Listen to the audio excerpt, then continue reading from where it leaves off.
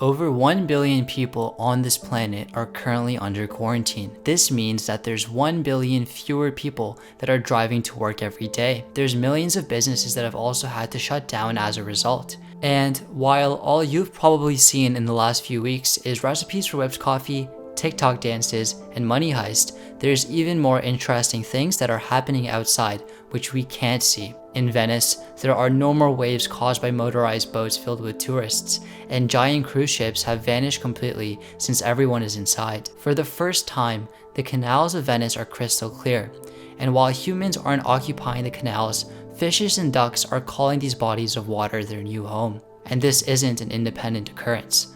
All around the world, there's numerous stories of water being clearer, air being fresher, and wildlife being spotted, which had me wondering, what is the environmental impact of everyone being inside and under quarantine? Let me give you a hint. It's a lot. The amount of emissions we've saved is greater than the annual emissions produced by Hong Kong.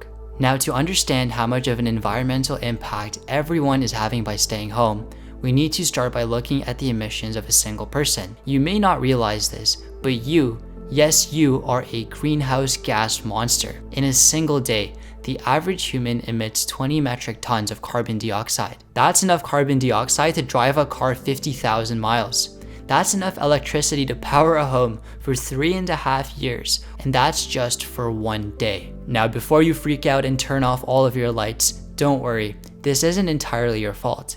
The human body naturally emits approximately 8 metric tons of carbon dioxide, meaning that 12 of those 20 metric tons are created from your daily activities. The activities that emit the most energy include transportation. This could be driving, taking the public bus, or catching a flight.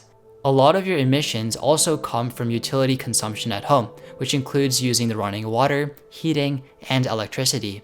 And finally, a huge factor that contributes to the emissions is your diet, especially if it's meat-based. Now that we're all at home, we might be using electricity a little bit more thanks to Netflix, but our regular activities have decreased significantly. People aren't traveling as much, and the electricity we use at work isn't being used right now. And as a result of this, overall emissions have gone down, but by how much? This can be hard to measure on a person-by-person basis. There simply isn't enough data for each country and how much CO2 emissions have dropped as a whole. But what we can do is utilize the correlation between CO2 emissions and GDP. Most of the activities we do individually that have come to a halt is due to us not working anymore, or it's due to us not consuming and helping other businesses. So let's take a look at the GDP. The GDP is the gross domestic product. The gross domestic product is a monetary measure of the market value of all the final goods and services produced in a specific time period. It is what the total output of businesses is worth. That output could be any good or service, from your groceries all the way to your internet. What we do know is that on average, globally, we emit 500 tons of CO2 for every $1 million of global GDP that we produce. When factories and businesses are creating products to export, they emit on average 500 tons of CO2 for every $1 million they generate in sales, which is a lot. 500 tons of CO2 is enough to drive a car for over 1 million miles.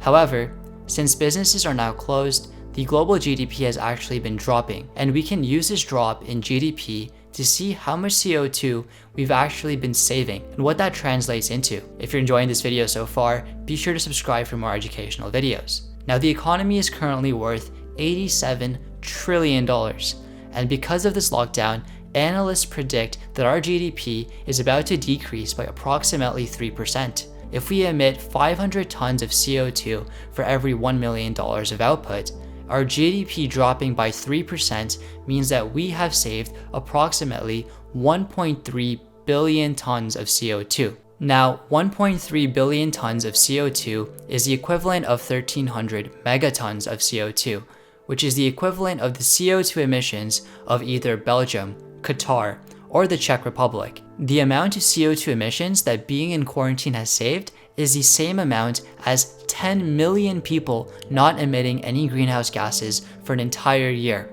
or 220 million households not using electricity for an entire year. And while 3% might not sound like a lot, we have saved the amount of carbon that 1.7 billion acres of forest would have created for us, which is why the water is clearer, and the air is fresher. So while the world might not be sunshine and rainbows right now, it's good to look at the positives and see how we have been helping planet Earth by staying home. Hopefully you guys acquired some knowledge from this video. If you did, be sure to hit that like button and subscribe, and I'll see you guys in the next one.